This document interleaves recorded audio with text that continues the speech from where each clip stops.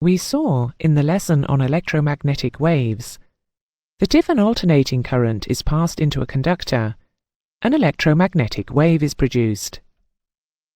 We also saw in the lesson on wave modulation that if a second, less powerful current is also passed into that same conductor, then intelligence can be passed with the electromagnetic wave. This is the fundamental basis of radio communication. An important part of this process is the antenna, or aerial, which is the conductor. One antenna is needed for transmitting the message, and one is needed for receiving the message. Before reaching the transmitting antenna, the message, perhaps a voice, is converted into an electrical message. This modulating signal is mixed with the carrier wave and then transmitted by the antenna. After reaching the receiving aerial, the signal has to be amplified, because only a fraction of the original current will be received, the remainder being lost in the ether. The amplified signal is then demodulated, in our example to speech, which is conveyed through a speaker. The size, the shape, and the material of the antenna are all important. The metal used must be a good conductor, such as copper or aluminium, and must not impede the flow of the electric current too much. Similarly, any cable used has to have similar impedance to the antenna, otherwise a resistance will be created where they meet and current will be lost. The size is particularly important. Ideally, it should be half the size of the wavelength of the radio wave. However, a quarter of the wavelength is nearly as good and has the advantage of being smaller. As a result, medium wave, long wave, and very long wave transmitters have huge aerial complexes, whereas VHF and other short wavelength antenna can be very small, such as in your mobile phone. Transmission in VHF with a wavelength of between 1 and 10 meters is therefore desirable, not least because of transmitter aerial size, which would range from half a meter to 5 meters. Here is a typical VHF aviation transmitter aerial, called a half-wave dipole or Hertz antenna. The formula for calculating the length in feet of a quarter dipole antenna is 95% of a quarter of the wavelength. So, if the frequency is 125 MHz, which is a typical VHF communications frequency, what is the ideal aerial length?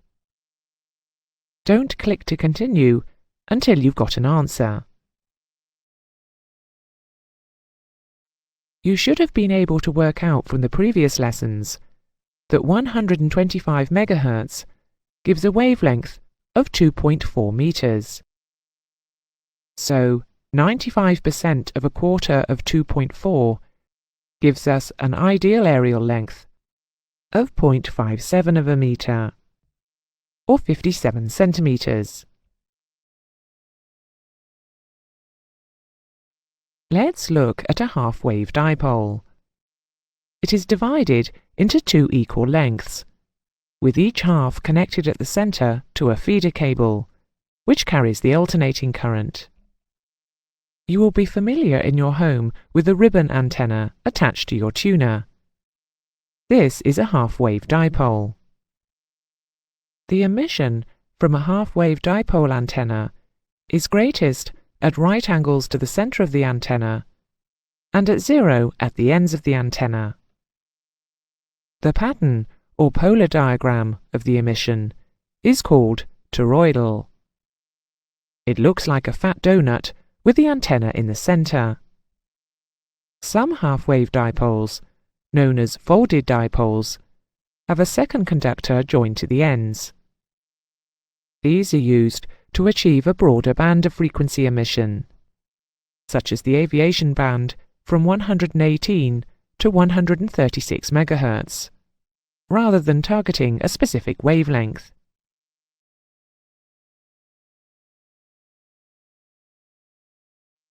The other type of communication antenna we'll look at here is the quarter wave or Marconi antenna. By placing a quarter-length antenna on, but isolated from, a metal surface, such as an aircraft skin, the metal surface acts as a reflector, and so the antenna's size only needs to be a quarter of the wavelength. Because electromagnetic waves travel at different speeds through different media, for example, through metal, they travel at 95% of their theoretical maximum speed, the antenna length, when fixed on metal, must also be reduced to 95% of its maximum theoretical length. Aircraft have to communicate over the whole range of aviation frequencies, but they cannot use an antenna with varying length to match the varying frequency. So an electronic device is fitted in the circuit between the radio equipment and the antenna. This aerial loading unit samples the signal, then balances it for maximum antenna efficiency.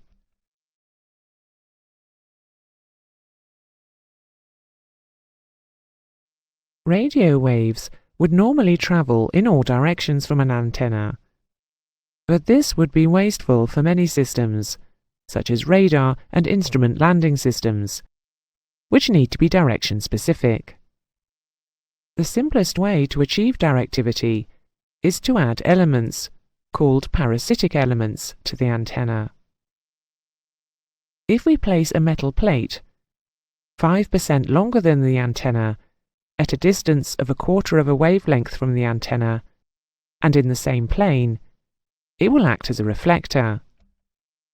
This reflector re-radiates the energy 180 degrees out of phase, with little signal behind the reflector and increased signal in front of the antenna. The signal shape is shown here.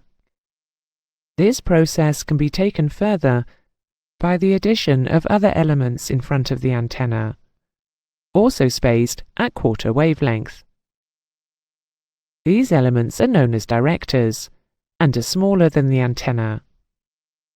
They focus the signal out of or into the antenna, giving a stronger signal than that which would be generated by a simple dipole. These antennae are called Yagi antennae, and they are commonly used for televisions. However, directing a signal in this way produces side lobes, which transmit and receive unwanted signals, such as reflections from buildings. An application of the directed signal is the ILS. A narrow signal is produced from the localizer signal from an array of 16 or 24 antennae placed in line, with half-wavelength spacing, each antenna enhancing the signal of the other. However, side lobes are produced. Given that ILS systems transmit between 108.1 and 111.95 MHz, if we take a signal at 108.1 MHz, we can calculate the wavelength as 300 divided by 108.1, which gives 2.78 meters. So, the antennae should be spaced at 1.39 meters. The system produces two overlapping signals, which are modulated, one at 90 and the other at 150 Hz. The strength of the signal from each lobe becomes more noticeable as the aircraft wanders to the side of the center approach line. We will look at this topic in greater detail in the ILS chapter. Finally, in the context of directivity, let us consider the loop antenna.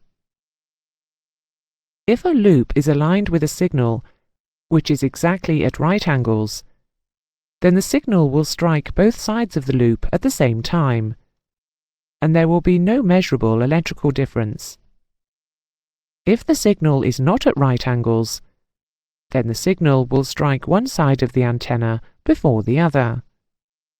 That is, the signal will strike the antenna at different phases, and the electrical difference can be measured, showing that the signal has come from the left or the right. Radar beams are directional, and they are narrow. Many ground radars produce an all-round picture, but this is because the beam is rotated. Radar beams operate at ultra-high frequencies, 300 to 3000 MHz, or super-high frequencies, 3 to 30 GHz. Because of the power required for these systems, waveguides are used rather than cables to carry the energy to and from the antenna. These are tubes or boxes, half wavelength in width, along which the energy zigzags. The waveguides may contain air which may be pressurized, or they may contain a vacuum. The most common type of radar antenna is the parabolic dish or parabolic cylinder. The shape of the dish is carefully constructed so that any point on it is equidistant from a point away from the dish, called the focal point. If the current is emitted at this focal point, all the waves to the parabola are reflected as parallel waves. Also, the path lengths FXA, FYB, etc. are all equal. Thus, the reflected wave is made up of parallel waves, which are all in phase, thereby producing a narrow beam of radio waves. Because the focal point is minute, the energy from the waveguide will cover a slightly larger area, and there will be some spillage of energy which causes side lobes to be transmitted. These may cause radar returns from outside the target area of the main beam. A much smaller type of radar antenna is the flat plate or slotted planar array. We have seen with the ILS localizer antenna that if a series of antennae are spaced at half a wavelength and are fed in phase, the energy from the antennae is enhanced. This is the principle of the slotted array antenna, and the energy is emitted from the multiple slots in the plate. This type has the advantage that the side lobes are smaller, thereby wasting less power. The RF energy is therefore concentrated into a narrower beam. It therefore needs less electrical power. This makes it a popular choice for airborne weather radars. Let's summarize this lesson. The size, the shape, and the material of the antenna are all important. Antennae should be 95% of half or a quarter the length of the wavelength being transmitted or received.